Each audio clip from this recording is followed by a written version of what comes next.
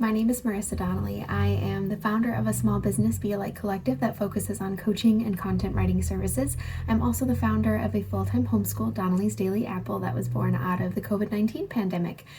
And man, 5 things I wish somebody would have told me before I started my businesses. Well, the first thing is that you have to work harder than you've ever had to work before. And that's a good thing, but it's also really challenging. So it's good to kind of set yourself up for that. Also, creating boundaries. The second thing I would definitely say is learning to create boundaries for yourself, learning when you need to ask for help, when you need to say no, and how to create space between work and play. Another thing I wish someone would have told me is that you're never going to be ready. You're never, ever, ever going to be ready. No matter how hard you prepare, how much you set up, there's never going to be a time where you fully feel completely like, I'm ready to do this. You just have to jump in.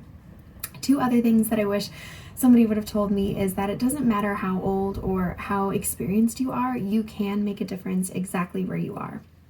And finally, the last thing that I would say is that it's going to be isolating. Unfortunately, starting your own business, following your dreams, from time to time, you're going to feel really alone, and embrace that and recognize that sometimes the people who don't support you in your journey are maybe people who are not meant to be on your path. You're going to find your people, but recognize that it's going to be a long journey to finding them. And that's okay.